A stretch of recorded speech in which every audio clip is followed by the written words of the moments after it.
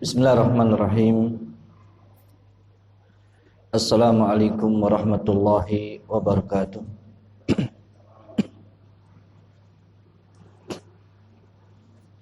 Innal hamdalillah nahmaduhu wa nasta'inuhu wa nastaghfiruh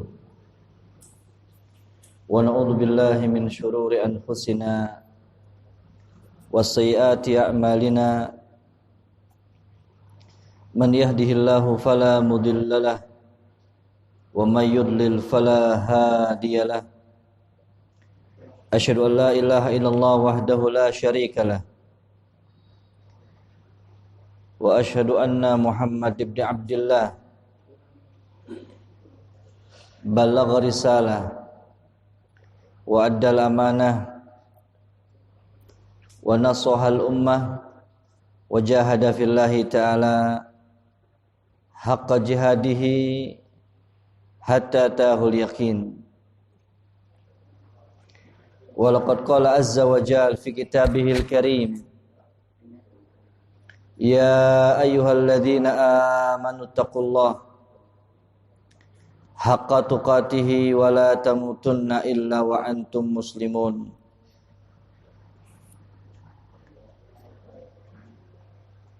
Jamaah rahimani wa rahimakumullah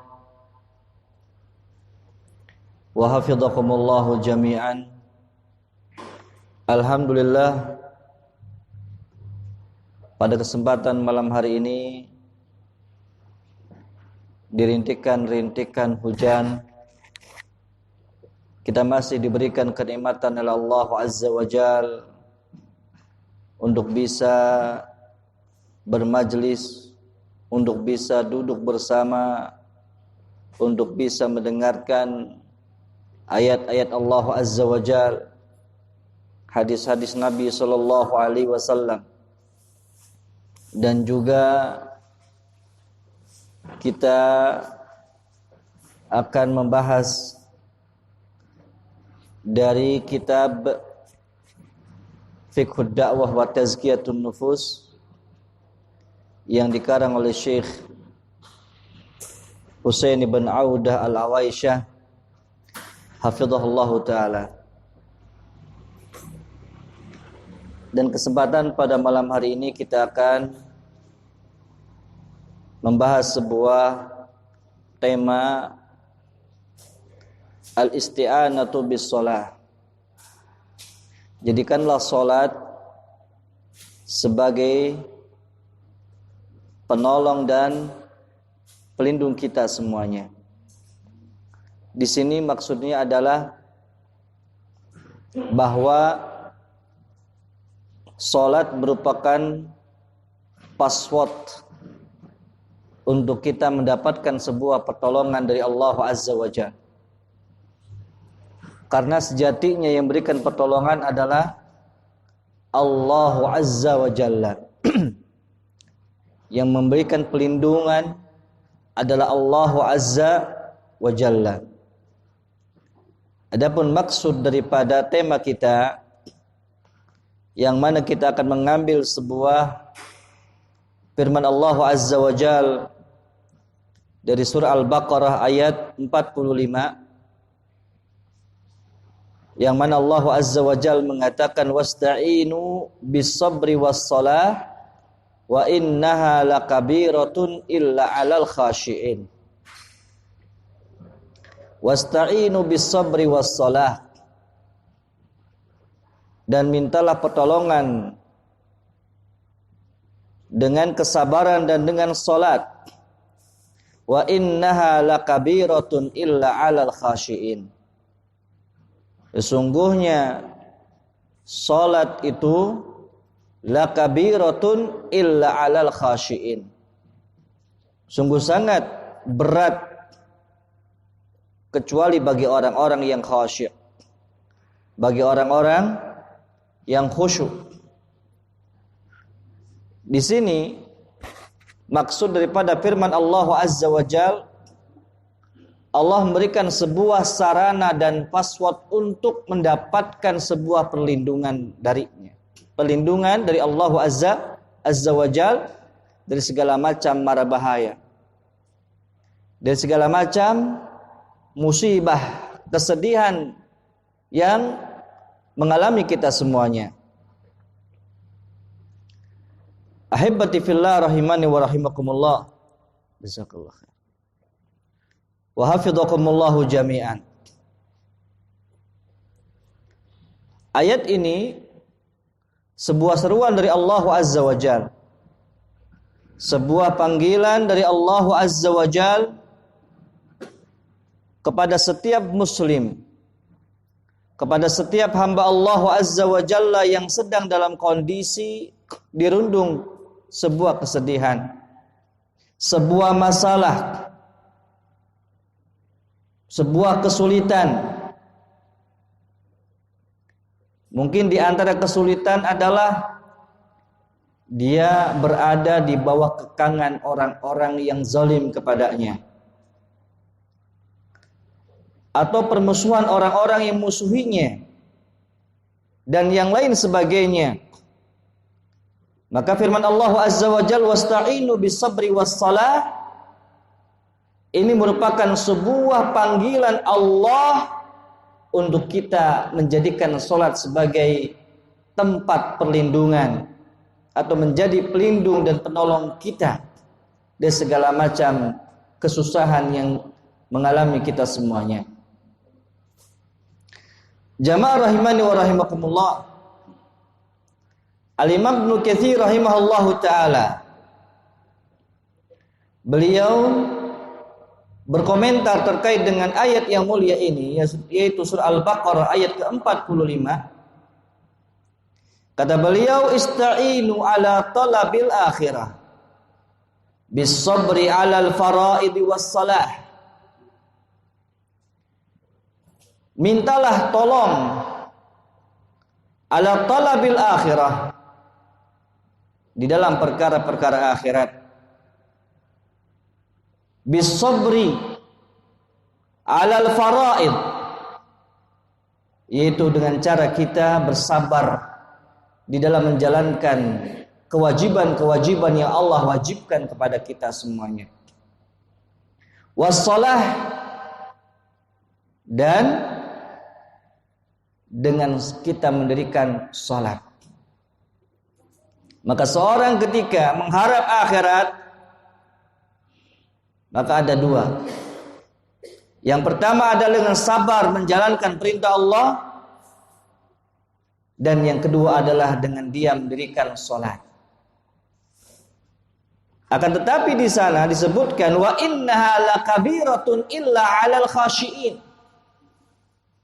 Sehingga antara kesabaran dengan salat itu lebih berat salat. Illa 'alal khashiin, kecuali bagi orang-orang yang khasyik, bagi orang-orang yang khusyuk. Kemudian juga disebutkan inna salata min akbaril auni ala sabati fil amri. Disebutkan pula oleh beliau rahimahullahu taala,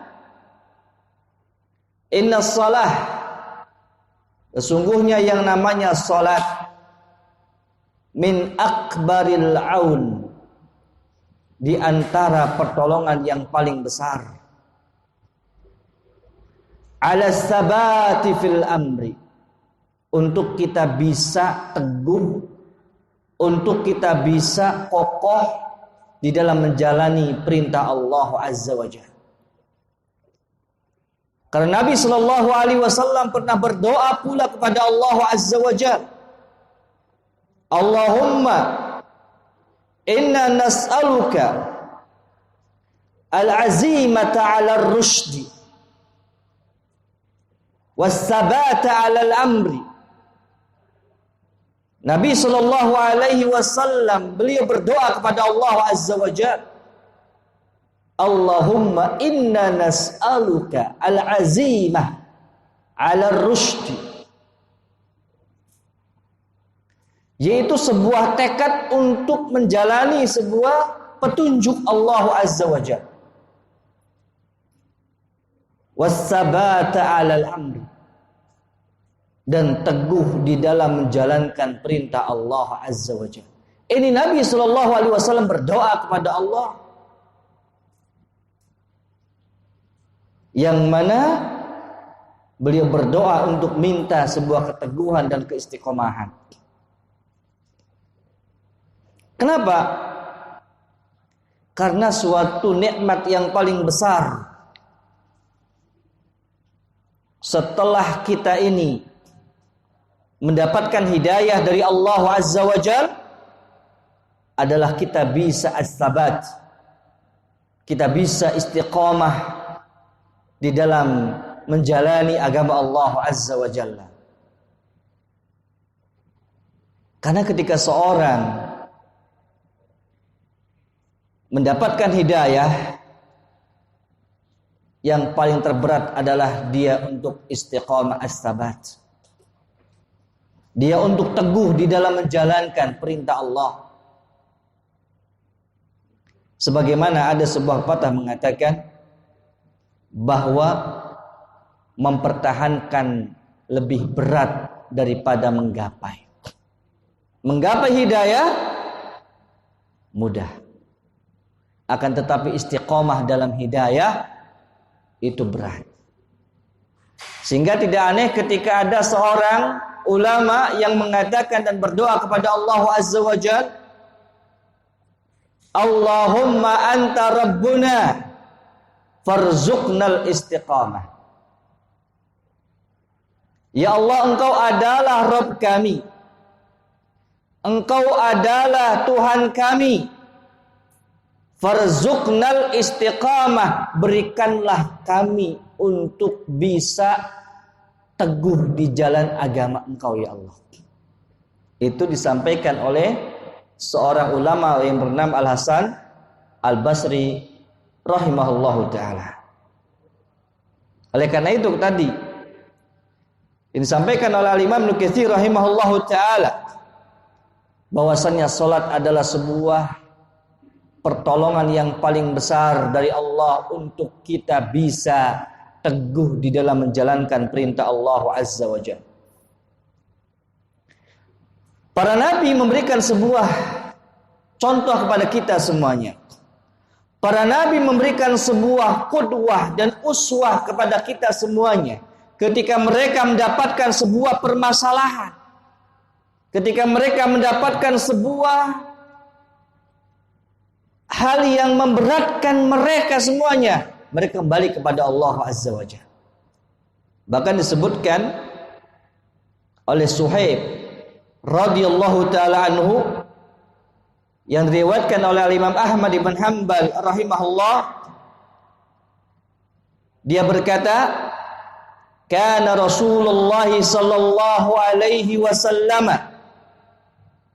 idza shalla hamasa syai'an la nafhamuhu thumma qala wa kanu yani al-anbiya yufzi'una ila idza fazi'u ila salat.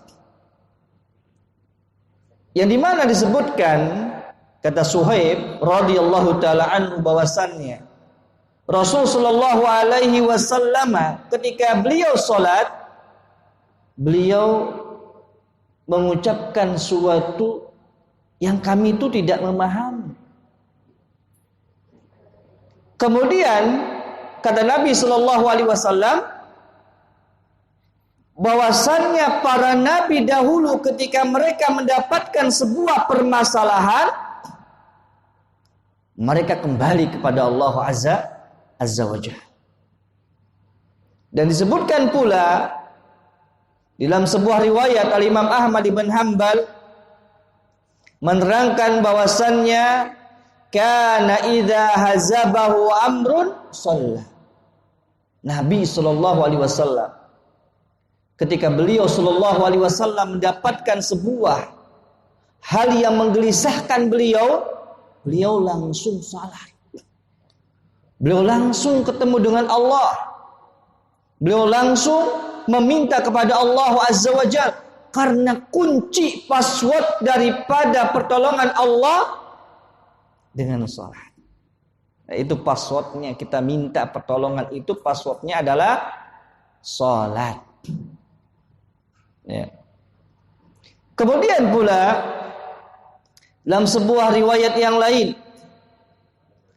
bahwasanya Nabi Shallallahu Alaihi Wasallam pula yang sering kita sampaikan, yang sering kita dengarkan. Nabi Shallallahu Alaihi Wasallam mengatakan kepada sahabat Bilal bin Rabah radhiyallahu taala anhu, yang mengatakan, ya Bilal arihna bis salah, ya Bilal arihna bis salah. Hai Bilal, istirahatkan kami dengan salat, tenangkan kami dengan salat.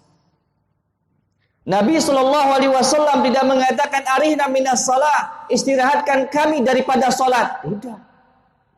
Tetapi Nabi mengatakan arihna bis salah, jadikan kami tentram, jadikan kami adem. Dengan apa? Dengan salat. Nabi enggak mengatakan bebaskan kami dari salat. Ya. Kemudian disebutkan pula dalam sebuah hadis Nabi Shallallahu Alaihi Wasallam yang lainnya, bahwasanya beliau Shallallahu Alaihi Wasallam mengatakan dalam sebuah hadis yang dikeluarkan oleh Imam Ahmad dan Imam An-Nasai, kata beliau Shallallahu Alaihi Wasallam mengatakan, ju'ilat qurratu aini fis salah, dijadikan sebagai penyejuk pandanganku dengan salat. Oleh karena itu, kata Syekh Husain ibn Auda al-Awaisyah, hafizahullah ta'ala, beliau mengatakan, ini adalah hakikat daripada salat. Hakikat daripada salat. Itu apa? Yalja wa ya'wi bihal abdu ilallahi azza wa jalla minal qurbati wal ahzani wal humumi. Inilah hakikat salat yang menjadikan seorang hamba kembali kepada Allah, yalja kepada Allah, kembali. Ya. Minal qurbat, dari segala macam kesulitan-kesulitan yang ada. Wal humum wal ahzan, dari kegundahan, dari kesedihan. Ini sholat dijadikan sebagai tempatnya. Sehingga seorang hamba ketika menjadikan sholat sebagai kunci penghilang daripada itu semuanya, fayash'uru bil muwasat, seorang hamba merasakan seakan-akan ada zat yang senantiasa mengayomi dia, menjaga dia, melindungi dia, menolong dia. Kenapa? Karena dia sudah ada sebuah hubungannya dekat dengan Allah Azza wa Jalla. Maka seorang muslim ketika belum mendirikan sholat, ketika dalam sebuah perjalanan ada sebuah kegelisahan. Tetapi ketika ada seorang muslim bepergian, kemudian dia santai dengan meninggalkan salatnya, ini ada masalah fi syai' fi qalbihi. Dalam hatinya ada masalah dia. Padahal dia dalam kondisi perjalanan membutuhkan untuk mendapatkan pertolongan dari Allah. Sebagaimana orang-orang dahulu. Orang-orang dahulu ketika mereka berada di sebuah lautan yang sangat luas, mereka berdoa kepada Allah dengan cara ikhlas, dengan cara murnikan Allah Azza wa Jalla, agar mereka mendapatkan pertolongan dan sampai kepada daratan dengan selamat. Itu orang dahulu. Nah, bagaimana dengan kondisi kita ini sekarang ini? Apakah kita termasuk orang-orang ketika melakukan sebuah perjalanan apapun, kemudian ada waktu salat, kemudian lewat daripada kita, Kita tenang ataukah kita gelisah? Kalau kita merasakan kegelisahan dalam hati kita, dalam kalbu kita, dalam benak pikiran kita, berarti kita masih ada apa? Komunikasi dengan Allah Azza wa Jalla. Kemudian wa yuhissu bi annahu muayyadun minallah. Dan seorang hamba merasakan bahwasannya dia itu ditolong oleh Allah Azza wa Jalla. Dia dalam pantauan Allah Azza wa Jalla min rabbis samawati wal ardi. Dari Tuhannya langit dan bumi. Dia dalam kondisi pantauan. Inna rabbaka labil mirsad. Sesungguhnya Rabbmu selalu ngawasi. Ya. Kemudian yang berikutnya kata beliau hafizahullahu taala, fayatakhatta dunyahu bin najah. Kemudian dia melangkah dengan pasti di dunianya ini. Bin najah, dengan sebuah kesuksesan, dengan sebuah keselamatan. Kenapa? Karena dia mendapatkan pengawasan dari Allah Azza wa Jalla. Karena dia mendapatkan perlindungan dari Allah Azza wa Jalla. Sehingga apapun yang menimpa, yang akan menimpa kepada dia, atau berita yang akan menimpa kepada dia, dia mengatakan hasbunallah wa ni'mal wakil. Cukuplah Allah, dan dialah zat sebaik-baiknya penolong bagi kita semuanya. Dia cukup dengan itu. Karena dia sudah merasakan kenikmatan dia bermunajat dengan Allah Azza wa Jalla. Kemudian juga di samping itu, wa yahdha bi ridwanillahi subhanahu wa ta'ala wa yafuzu bi jannatin arduha as-samawati wal ard. Dan dia mendapatkan ridhonya Allah. Dan dia mendapatkan sebuah kesuksesan dengan surga yang luasnya langit dan bumi. Sehingga pernah kita sering mendengar pula ketika Rasulullah SAW mengatakan, aqrabu ma yakunul abdu min rabbihi wa huwa sajid. Tempat yang paling dekat seorang hamba dengan Allah ketika dia sujud. Ketika dia sujud. Fa'aksiru minad du'a. Fa'aksiru du'a. Perbanyak doa di situ. Karena paling dekatnya seorang hamba. Oleh karena itu seorang hamba tidak boleh bersujud kepada manusia. Karena sujud itu tempat sebuah kerendahan seorang hamba. Dan yang paling layak adalah dia bersujud kepada Allah Azza wa Jalla. Kemudian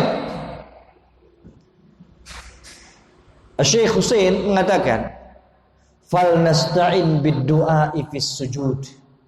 Maka kita minta tolong kepada Allah ketika kita dalam kondisi sujud. Hadirkan hati kita ketika kita dalam kondisi sujud pula. Ya. Dan kita memohon kepada Allah agar Allah Azza wa Jalla memberikan sebuah jalan keluar di segala macam permasalahan yang ada. Sehingga disebutkan pula ada seorang sahabat datang kepada Nabi sallallahu alaihi wasallam, yang mana Nabi sallallahu alaihi wasallam menanyainya dengan sebuah pertanyaan pula.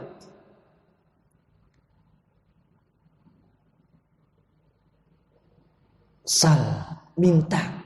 Salni u'tik. Minta kamu kepada aku, akan aku berikan. Mohon kepadaku, aku akan berikan, kata Nabi sallallahu alaihi wasallam. Yang diminta oleh seorang sahabat tadi, ya Rasulullah, murafaqatuka fil jannah. Aku hanya ingin bersama engkau, bersanding dengan engkau di surga. Lihat dengan apa Nabi Shallallahu Alaihi Wasallam berikan wasiat. Dengan apa Nabi Shallallahu Alaihi Wasallam memberikan sebuah petunjuk. Apakah Nabi Shallallahu Alaihi Wasallam sudah beres, kamu nanti akan bersamaku masuk surga? Apakah seperti itu? Ternyata tidak.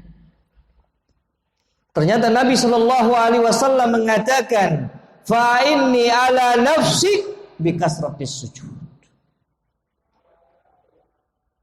Bantulah aku, kata Nabi Shallallahu Alaihi Wasallam, ala nafsik, atas dirimu, bikasratis sujud, untuk perbanyak sujud. Itu permohonan Nabi. Kenapa? Karena dia mau. Dan ini keistimewaan para sahabat ridwanullah alaihim ajmain ketika mereka ditanya oleh Nabi Shallallahu Alaihi Wasallam, apa yang kamu inginkan, apa yang kamu minta. Salah satu contoh adalah Abu Hurairah radhiyallahu taala anhu. Beliau ditanya oleh Nabi Shallallahu Alaihi Wasallam, minta ya Abu Hurairah kepada aku akan berikan. Apa kata Abu Hurairah radhiyallahu taala anhu? Ya Rasulullah, allimni bima 'allamakallah. Ajari aku atas apa yang Allah ajarkan kepada engkau ya Rasulullah. Ini yang diminta oleh Abu Hurairah radhiyallahu taala anhu, bukan minta dunia, tidak. Bukan minta terkait dengan hal-hal yang bisa mengkayakan diri, tidak. Tapi Abu Hurairah radhiyallahu taala anhu mengatakan, "Ya Rasulullah, alimni bima 'allamakallah." Ya Rasulullah, ajari aku. Bimbing aku.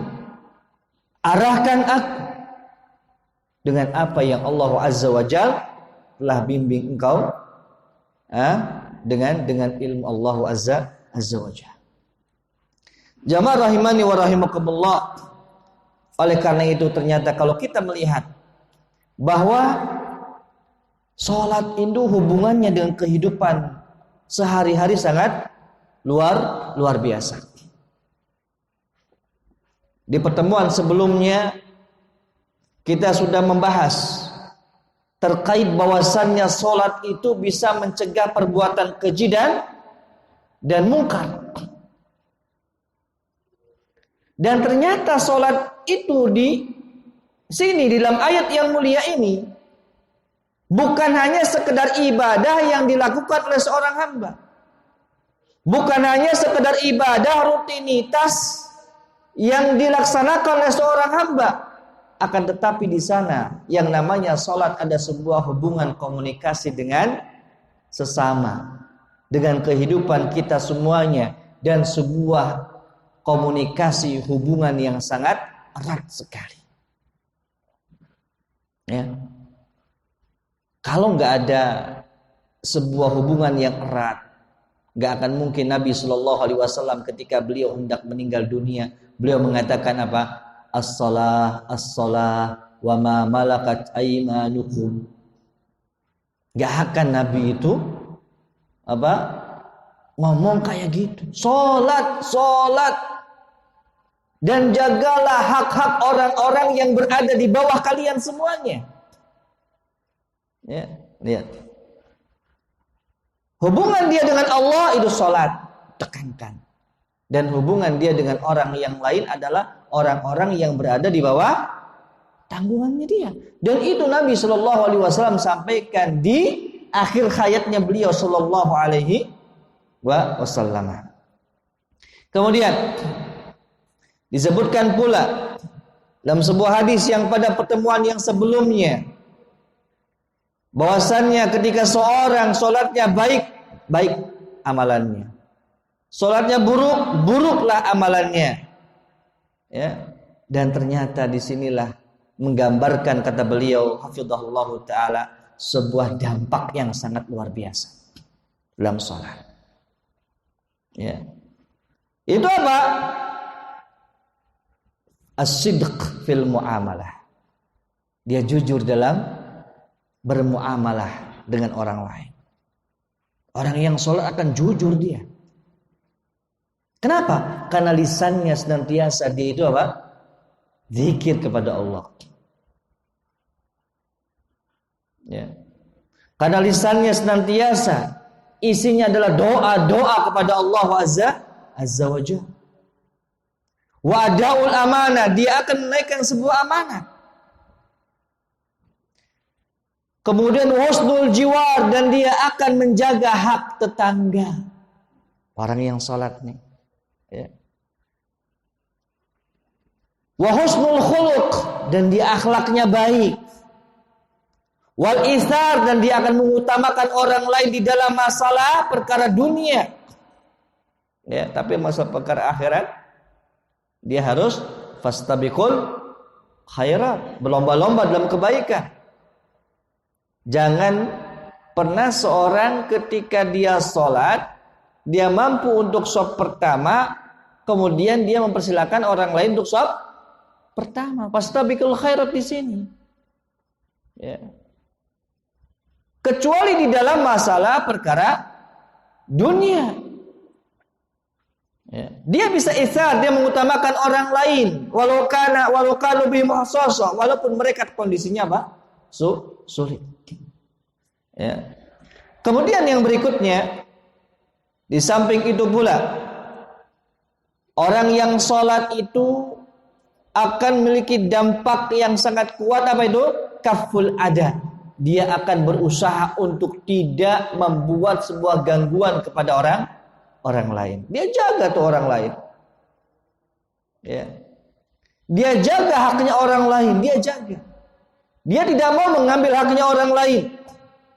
Sehingga kata beliau, hafizahullahu taala, fatakunu as-sa'adatu wal wi'amu wal ulfatu fil baiti wal usrati wasyari'i wal mustama'i bal fil ummati kulliha. Sehingga kata beliau hafizahullah ta'ala akan menimbulkan sebuah kebahagiaan dan akan menimbulkan sebuah kebersamaan dan akan menimbulkan sebuah kecintaan fil bait, di rumahnya, wal usrah, dan di keluarganya, wasyari, di jalan, wal mustama, dan di masyarakat, bal fil ummati kulliha, bahkan di dalam umat-umat yang lainnya. Bukan hanya sekedar seorang yang muslim saja. Seorang yang salatnya baik, dia akan di rumahnya baik, dengan keluarganya, istrinya, dan orang-orang yang berada di bawahnya dia juga akan baik. Di jalanan dia baik, dia akan menyapa orang-orang yang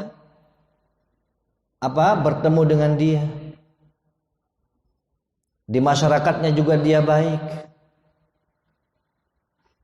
Ya. Kenapa? Karena memang dia sudah dekat dengan Allah Azza wa Jalla. Dan dia tidak khawatir kepada orang-orang yang berada di sekitarnya. Dia tidak memiliki suudzon kepada orang-orang yang berada di sekitarnya. Kenapa? Karena sholat itulah yang menjadi petunjuk dia, pelindung dia, pembimbing dia. Ya, sebagai kunci. Ya, passwordnya itu tadi sholat. Ya. Ini yang harus kita pahami bersama.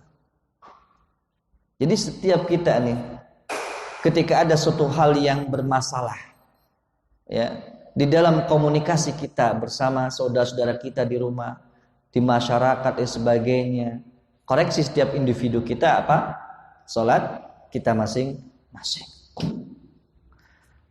Jamaah rahimani wa rahimakumullah wa hafidhakumullah jami'an. Insyaallah taala kita akan lanjutkan kajian kita setelah adzan Isya, ya. Ada sebentar lagi kita adzan Isya, ya.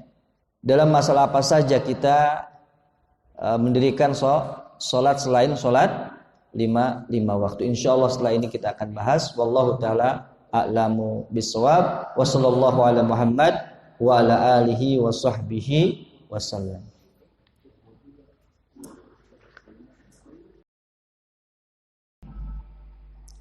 Bismillahirrahmanirrahim. Alhamdulillah wassalatu wassalamu ala Rasulillah wa ala alihi wa ashabihi wa man sara ala darbihi wa tamassaka bi sunnatihi ila yaumiddin wa ba'd. Allahumma shalli wa sallim wa an'im wa barik ala abdika wa habibika wa nabiyyika Muhammad ibn Abdullah wa ala alihi wa ashabihi wa man sara bi hudahu wa tamassaka bi sunnatihi ila yaumiddin wa ba'd. Jamaah rahimani wa rahimakumullah wa hafizakumullah jami'an.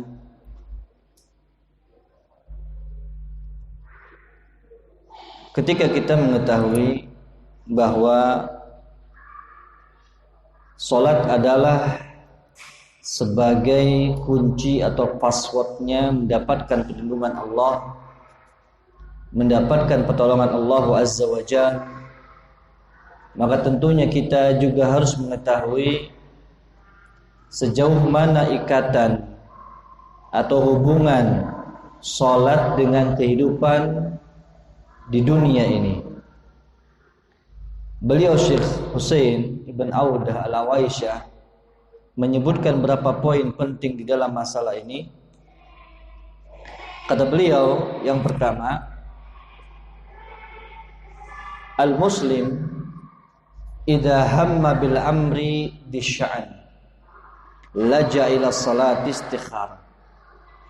Yang pertama, kata beliau, bahwasannya seorang muslim ketika dia mendapatkan sebuah perkara yang dia punya hajat terkait dengan perkara tersebut,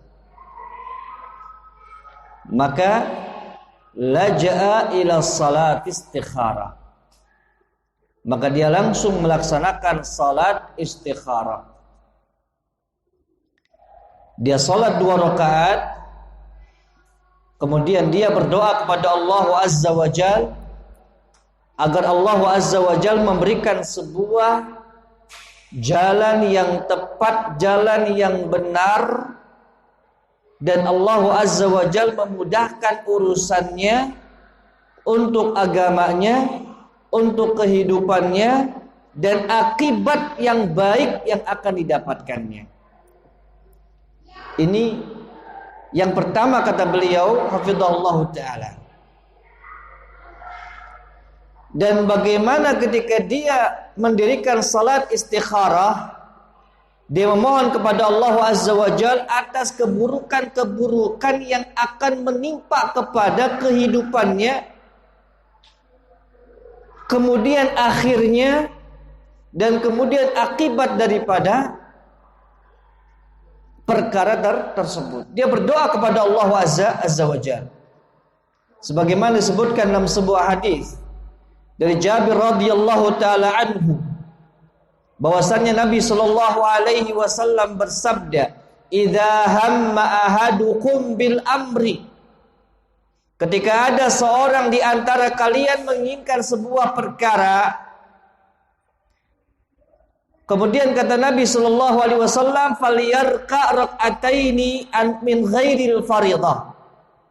Maka dia salat 2 rakaat, bukan salat fardhah. Yang mana dia berdoa kepada Allah, memohon petunjuk yang tepat di dalam pilihannya. Tentunya setelah apa? Setelah mereka berdoa kepada Allah. Nah, ketika dia mendapatkan sesuatu yang terbaik, dia sholat istikharah. Ya. Jadi kadang nih sholat istikharah ini masih kita ini belum memahami dengan benar hakikat daripada sholat al-istikharah. Para ulama di sini berbeda pendapat terkait dengan maksud hamma bil amri, menginginkan sebuah perkara. Dari pernyataan yang ada, yang lebih mendekati adalah bahwa seorang ketika mendapatkan sebuah perkara A dan dia mantap, kemudian dia istikharah. Karena belum tentu yang sudah dia mantapi tadi itu baik buat agamanya, itu baik buat kehidupannya, itu baik dampaknya nanti. Maka dia mohon petunjuk kepada Allah Azza wa Jalla.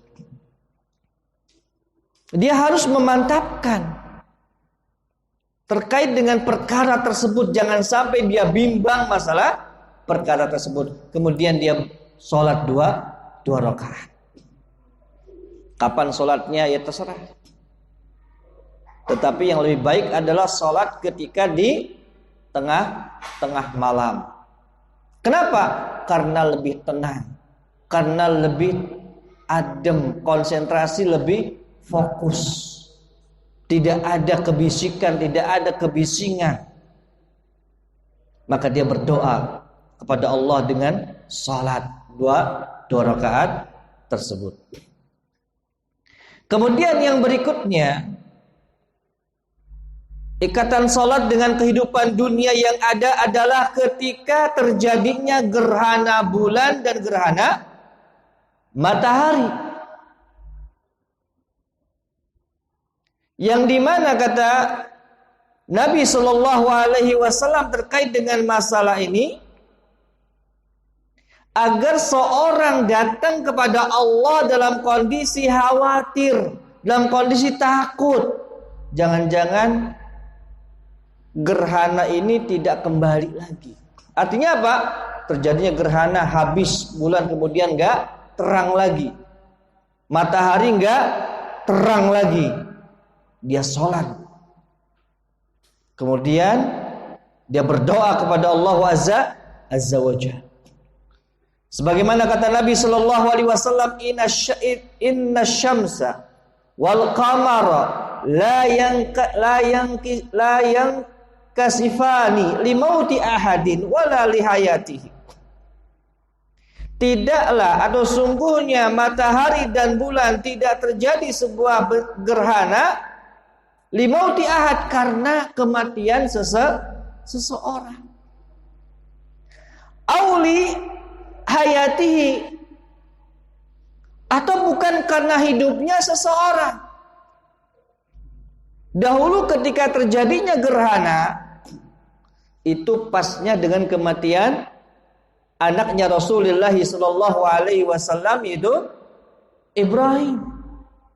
Dikira ini ada sebuah permasalahan, sehingga Nabi sallallahu alaihi wasallam menyatakan ini. Terjadinya sebuah gerhana matahari, terjadinya sebuah gerhana bulan bukan disebabkan karena kematian seseorang. Bahkan juga bukan disebabkan karena hidupnya atau lahirnya seseorang.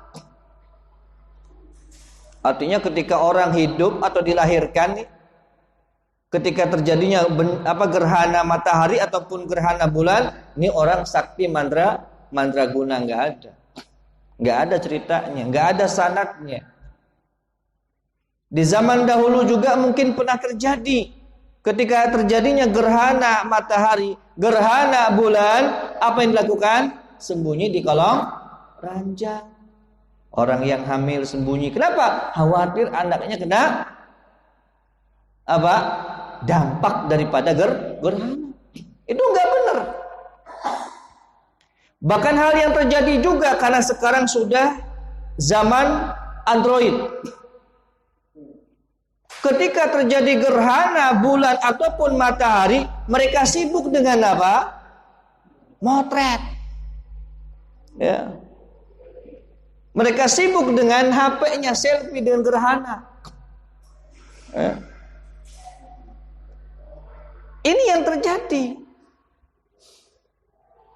Padahal kata Nabi sallallahu alaihi wasallam, walakinnahu ayatun min ayatillahi azza wa jal yukhawwifullahu bihi ibadah.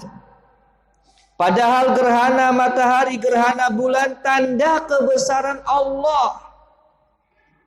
Allah ingin memberikan sebuah hal yang bisa menakut-nakuti hambanya agar dia kembali kepada Allah azza wa jalla. Kemudian Fa idza ra'aitum dzalik. Nah, Nabi sallallahu alaihi wasallam berikan bimbingan nih. Fa idza ra'aitum dzalik, ketika kamu lihat, ketika kamu menyaksikan gerhana tersebut, fasallu, salatlah kalian. Wad'u, doalah kalian. Hatta yang kasyifa ma bikum, sampai selesailah gerhana tersebut. Kita salat bermunajat kepada Allah, kita doa kepada Allah, dan kita pun bersedekah, beristighfar, banyak istighfar. Ya. Maka ini kadang yang kurang kita pahami.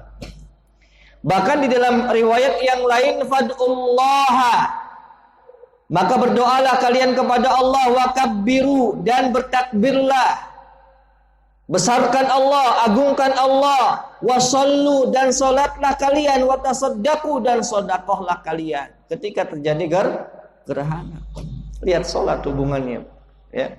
Kemudian hubungan salat dengan yang lainnya dalam kehidupan sehari-hari kita adalah ketika seorang muslim meninggal dunia. Ya. Yang mana seorang muslim ketika saudaranya meninggal dunia, maka dia bersegera untuk apa? Untuk bisa menyolati siapa?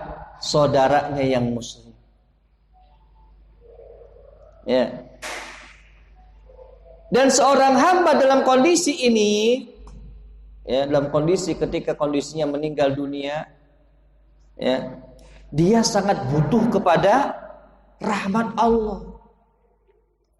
Dia sangat butuh bantuan doa saudara-saudaranya dengan sholat jenazah tersebut. Kadang mohon maaf, ada di beberapa tempat ini gitu kan, ketika sholat jenazah itu justru tidak dilaksanakan, justru orang itu cuma hanya sekedar duduk-duduk di halaman, nggak sholat. Ya dia jagung, betul dia sedang takziah, tapi yang paling utama adalah apa? Sholat. Ya, itu paling utama. Bukan hanya sekedar duduk di situ. Ini fenomena yang terjadi di kalangan masyarakat yang perlu untuk kita perbaiki. Sampai ketika Nabi Shallallahu Alaihi Wasallam menyampaikan terkait dengan pahala salat jenazah dan menguburkan jenazah. Salat jenazah mendapatkan 1 qirat dan menguburkan 1 qirat. Dan 1 qirat kata Nabi Shallallahu Alaihi Wasallam mislu Jabal Uhud, seperti gunung Uhud. Maka para sahabat ketika mendengarkan sebuah pahala yang sangat luar biasa ini, kata mereka, faradnal qararit, terlewatkan dari kita itu qararit, qirat-qirat yang sangat banyak. Dan hal yang terpenting ketika kita menyaksikan jenazah adalah kita ini akan diperlakukan seperti itu. Bagaimanapun kondisi kita, setinggi apapun kedudukan kita, dan tetap kita nanti akan diinjak-injak oleh orang ketika kita dikuburkan. Gak akan mungkin gak diinjak-injak gitu kan? Ya, mungkin keluarganya paling kuat ketika injak-injak kuburannya itu gitu kan? Ya. Supaya apa? Supaya padat. Ya. Nah, disinilah menjadikan sebuah ibrah, sebuah pelajaran bagi kita. Kemudian disebutkan bahwasannya dampak atau akibat yang baik dari seorang yang menyolatkan jenazah. Bagaimana dampak yang baik bagi si mayit tersebut? Disebutkan bahwasanya Nabi Shallallahu Alaihi Wasallam pernah bersabda dalam sebuah riwayat Abdullah bin Abbas radhiyallahu taala anhuma, bahwasanya beliau Shallallahu Alaihi Wasallam mengatakan, ma min muslimin yamutu fayaqumu ala janazatihi arba'una rajulan la yusyrikuna billahi syai'a illa syufi'u fihi. Ma min muslimin yamut, tidaklah ada seorang muslim yang meninggal dunia, fayaqumu ala janazatihi arba'una rajulan, dan yang menyolatinya pada waktu itu arba'una rajulan, 40 orang. Rajulan ini bukan berarti cuma laki-laki. Ya, rajulan ini sebuah ukuran orang gitu kan. Bisa dia laki-laki, bisa dia perempuan. La yusyrikuna billahi syai'a. 40 orang ini mereka adalah yang memiliki sifat la yusyrikuna billahi syai'a. Mereka anti perbuatan syirik kepada Allah Azza wa Jalla. 40 orang enggak berbuat syirik. Illa syufi'u fi, kecuali akan diberikan syafaat baginya. Kecuali akan diberikan syafaat baginya. Kemudian dalam riwayat yang lain, Nabi sallallahu alaihi wasallam juga bersabda, "Ma min mayyitin yusalli alaihi ummatun minal muslimin yablughuna an yakunu mi'ah fayashfa'una lahu illa syufi'u fi."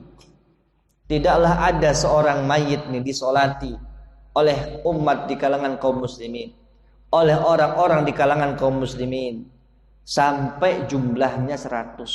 Sampai jumlahnya 100. Kemudian mereka berdoa kepada Allah, mudah-mudahan Allah berikan rahmat kepadanya, mudah-mudahan Allah berikan ampunan kepadanya, melainkan akan diberikan syafaat untuknya. Besar pahala, besar pahalanya. Ya. Maka setiap kita nih berangan-angan ketika kita nanti meninggal dunia, banyak orang-orang yang menyolati kita, terkhusus adalah mereka orang-orang yang tidak menyekutukan Allah Azza wa Jalla. Ini. Kemudian yang keempat, ya, ada ikatan salat dengan kehidupan, itu adalah salatul idain. Salat 2 hari raya. Ya. Yang dimana berkumpulnya orang-orang, mereka menunaikan salat, mereka menjadikan momen Idul Fitri, Idul Adha sebagai kesempatan untuk saling mengenal. Ya, sampai-sampai para ulama itu ada yang menegaskan salat Idul Adha, salat Idul Fitri hukumnya wajib aini. Sampai menegaskan kayak gitu. Walaupun disebutkan bahwasanya salat Idul Fitri, Idul Adha sunnah muakkadah. Tetapi orang yang mengambil atau para ulama yang mengambil sebuah kesimpulan bahwasanya salat Idain, Idul Fitri, Idul Adha itu wajib aini karena Nabi Shallallahu alaihi wasallam memerintahkan orang yang haid untuk hadir dalam salat tersebut. Ya. Kemudian para gadis untuk ikut hadir di sana. Ya. Tetapi mereka tidak sholat nih orang yang haid ini, tetapi suruh apa? Hadir untuk fursah lita'aruf. Ini kesempatan untuk saling mengenal satu dan yang lainnya. Ya, subhanallah, ketika kita melihat apalagi itu ketika apa? Ketika kemarin Idul Fitri kemarin, subhanallah. Ya. Membludakkan itu ya. Luar biasa. Ya, ini sebuah kenikmatan syiar. Ya. Dan juga disebutkan bahwasannya salat Idul Fitri, Idul Adha itu ziyadatul ulfah wal mahabbah, akan menambahkan sebuah apa? Rasa kasih sayang dan kecintaan. Ya, ketemu subhanallah ternyata kita nih ya satu apa? Satu umat ya. Walaupun berbeda-beda dalam segi pemahamannya, tapi kita adalah satu umat. Itu apa? Muslim. Ya, sehingga yang harus dijadikan oleh kita sebagai pedoman yang kuat adalah apa? Jangan pernah kita mencari sebuah perbedaan. Yang kita cari adalah titik temu kita. Ketika kita belajar agama, ketika kita mengaji dalam rangka untuk apa? Membekali diri kita dengan ilmu dan hidup kita penuh dengan ilmu. Ya. Disebutkan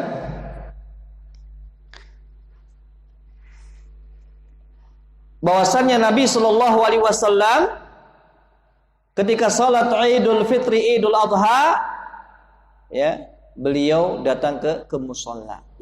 Ya, musola itu ya kalau disampaikan itu bukan musola ya yang kita katakan masjid kecil, tidak. Ya, itu musola itu dikiaskan sebagaimana tempat lapangan yang luas, bagi kita bisa melihat tuh orang-orang yang begitu banyak sekali. Ya. Nabi Shallallahu Alaihi Wasallam menyampaikan kepada seluruh umat semuanya, ya, kepada seluruh orang semuanya, beliau memberikan sebuah nasihat kepada mereka, memberikan mau'idhah kepada mereka, ya. Bahkan terkait dengan masalah beliau mengutus para mujahidin untuk perang fi sabilillah. Kemudian yang berikutnya pula disebutkan yang kelima, hubungan salat dengan kehidupan adalah ketika hujan tidak turun alias kemarau. Ya, alias kemarau. Kita diperintahkan oleh Rasulullah sallallahu alaihi wasallam untuk salat yang namanya al-istisqa, salat minta hujan. Ya. Disebutkan ketika terputusnya hujan, kemudian yang menyebabkan halakatil bahaim, hewan ternak meninggal mati, dan kemudian juga menyebabkan tanaman-tanaman tidak subur, maka dalam kondisi yang seperti ini seorang muslim harus kembali kepada Allah dengan dia salat, dengan dia doa supaya Allah Azza wa Jalla menurunkan rahmatnya. Allah Azza wa Jalla menurunkan hujan dari langit. Sampai-sampai binatang-binatang yang ada tuh, ketika munculnya atau ketika kejadiannya musim kemarau, mereka mengatakan ini disebabkan karena dosa-dosa kalian. Itu kalau kita bisa mendengarkan bahasanya binatang-binatang yang ada, ini disebabkan dosa kalian. Allah tahan hujan. Ya. Sehingga kata Rasul sallallahu alaihi wasallam, "Falaulal bahaim lam tumtar." Kalau bukan karena hewan-hewan yang dia bertasbih kepada Allah, maka tidak akan diturunkan hujan. Maka kita diperintahkan untuk apa? Untuk salat yang namanya istisqa. Sebagaimana kata Nabi sallallahu alaihi wasallam disebutkan dalam sebuah hadis Abbad ibn Tamim dari pamannya radhiyallahu taala anhu, bahwasanya Nabi sallallahu alaihi wasallam meminta hujan, kemudian beliau salat 2 rakaat dan beliau membalikkan ridanya ketika beliau berdoa. Ya. Di sini ya, minta hujan. Ya, tapi alhamdulillah kita kondisinya hujan terus. Kadang nih orang bingung ya.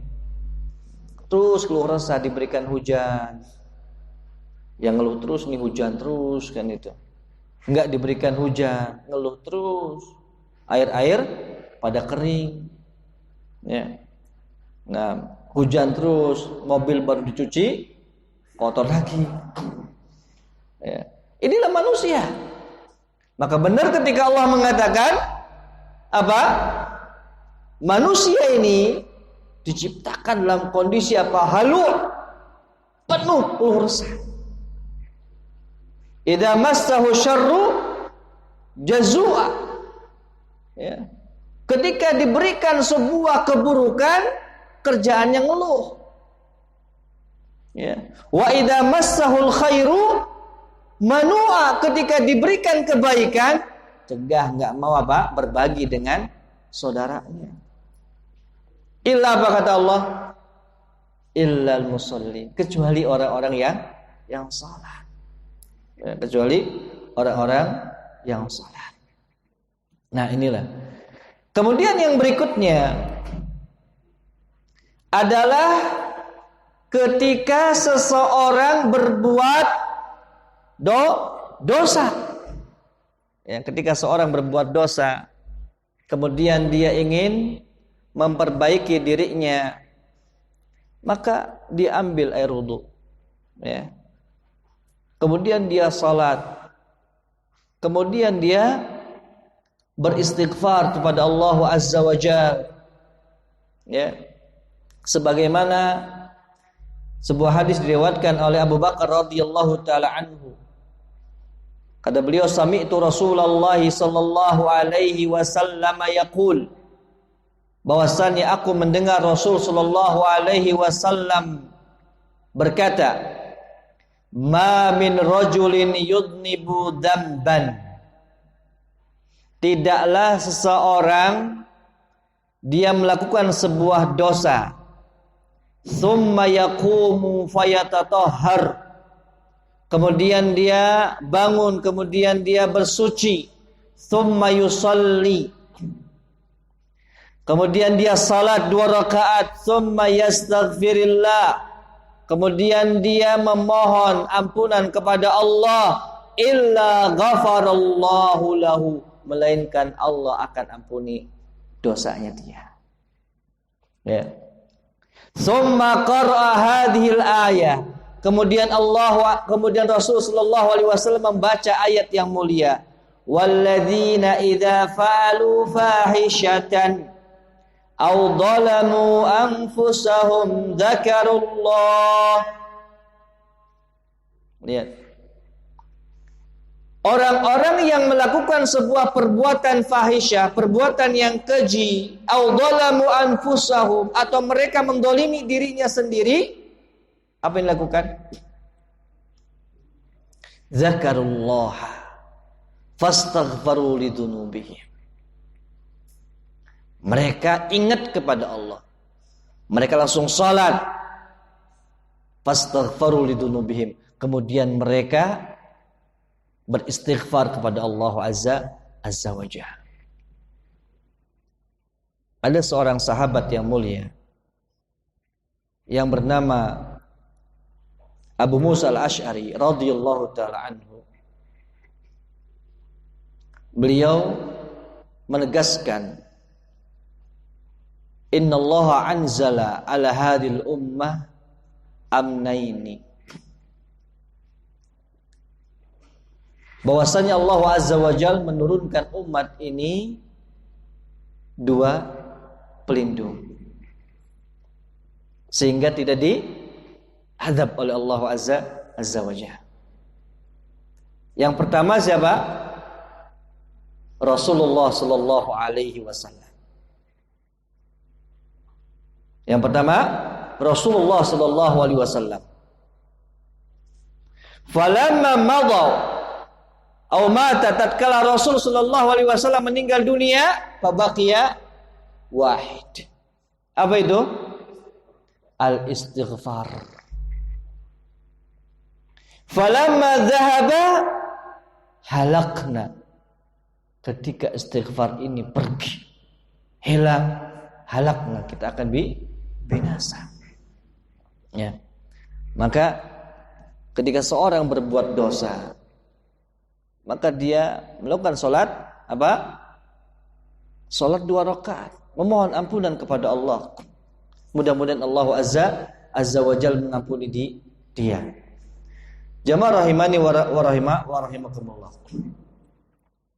Kemudian salat juga ada kaitannya dengan pertolongan umat. Ya.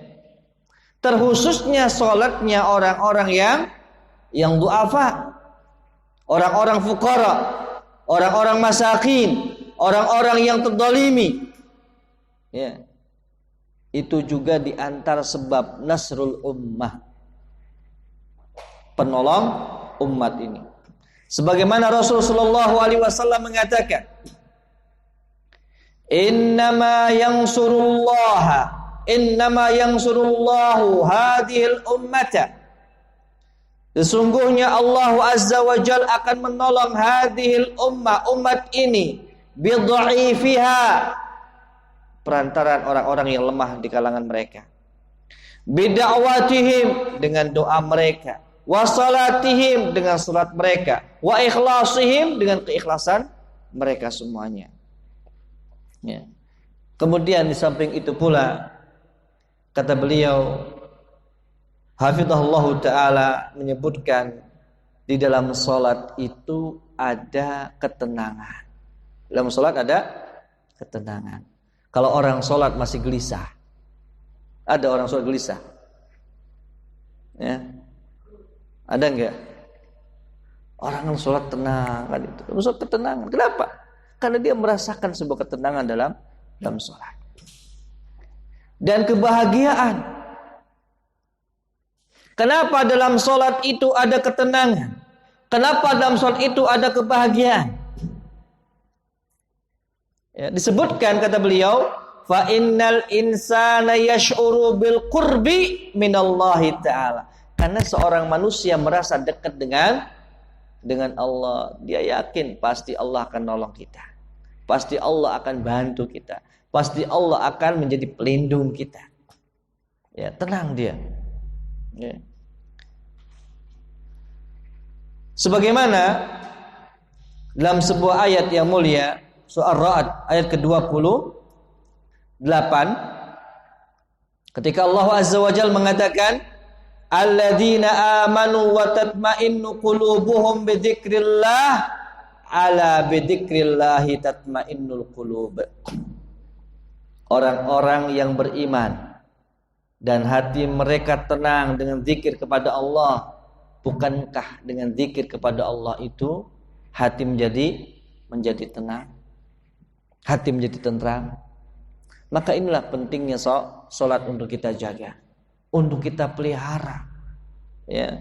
Dan kita menjadikan salat sekali lagi sebagai sarana untuk mendapatkan perlindungan dari Allah, mendapatkan pertolongan dari Allah. Bagaimana seorang ketika dia ingin mendapatkan perlindungan, pertolongan dari Allah, tapi dia nggak dekat dengan Allah. Salah satu contoh misalnya, seorang ketika dia ingin mendapatkan bantuan dari atasannya, apa yang dia lakukan?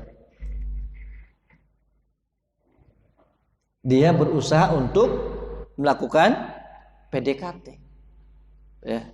Sing penting apa kata atasannya, saya kerjakan. Sing penting dia mendapatkan sebuah kedudukan yang dekat dengan dia. Entah itu dibenarkan oleh syariat ataupun tidak. Sing penting saya dapat kedudukan tersebut. Ya. Kemudian tambah lagi ketika seorang berhadapan dengan atasannya, bagaimana dia mempersiapkan dirinya? Besok dia dipanggil oleh Pak Bupati. Kira-kira dari semalam itu disiapin tuh, gitu kan? Sepatunya, ya, kemudian semua pakaiannya apa yang harus dia pakai.